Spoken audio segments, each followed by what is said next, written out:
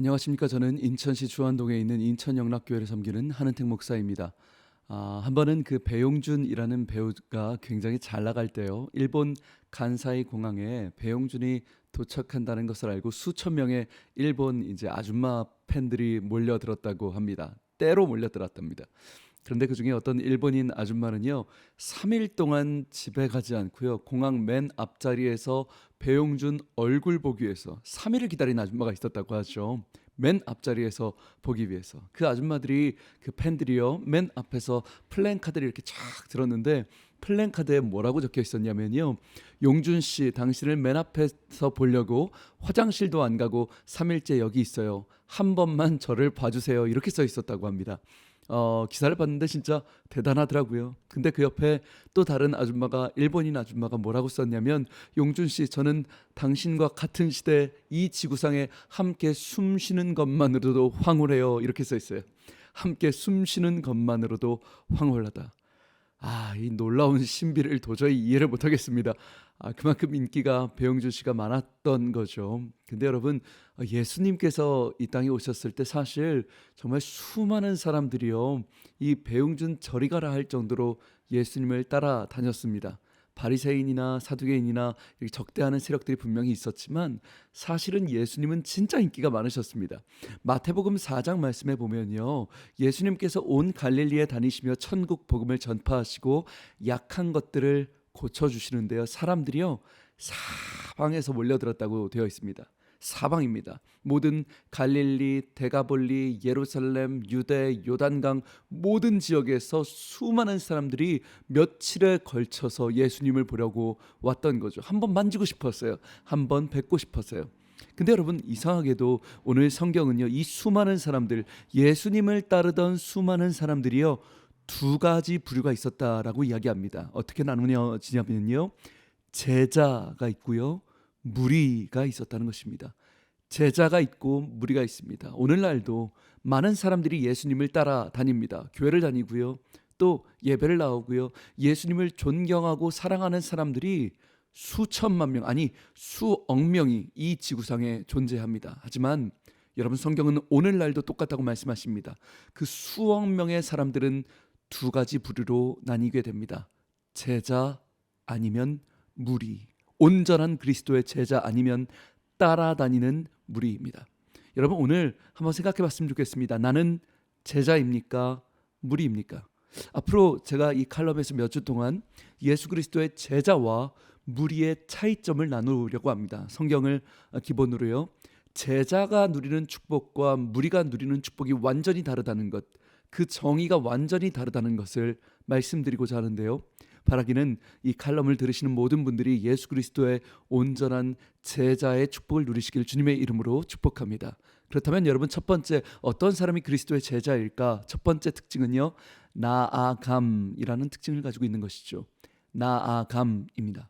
마태복음 5장 1절 말씀해 보시면요, 아주 유명한 산상수훈, 기독교의 핵심의 가치 사항들을 예수님이 가르치시는데요, 5장 1절 말씀이 굉장히 재밌습니다. 예수님께서요, 무리를 보시고 산에 올라가 앉으십니다. 그러니까 무리를 보시고 올라가 앉으시는데요, 이상하죠. 예수님이 보셨던 건 무리인데요, 성경에 뭐라고 되어 있냐면 제자들은 나아왔다라고 되어 있는 것이죠. 제자가 나아왔다. 수많은 무리들이 몰려 있었답니다. 병에 들리고 귀신 들리고 간질 걸린 수많은 사람들이 치유를 받고 회복을 얻고 기적을 받습니다. 근데 많은 무리들이 똑같이 기적을 받는데요, 정작 하나님 나라의 핵심적인 가르침, 팔복, 하늘 진리를 가르치는 자는 산상수훈의 자리에는요, 무리가 아니라 제자들이 나아왔다라고 성경은 이야기하는 것입니다. 여러분, 예수 그리스도의 제자의 첫 번째 특징은요, 나아간다라는 것입니다. 주님이 어디 계시든지, 높은 산이든 거친 들이든 초막이나 궁궐이나 예수께서 계신 곳은 어디든지 주님의 제자는 나아간다라는 특징을 가지시는 것이죠. 오늘 그 1절 말씀에요, 이상해요. 굳이 산으로 올라가십니다. 주님이요, 갈릴리 바다에서 가르치신 적도 있습니다.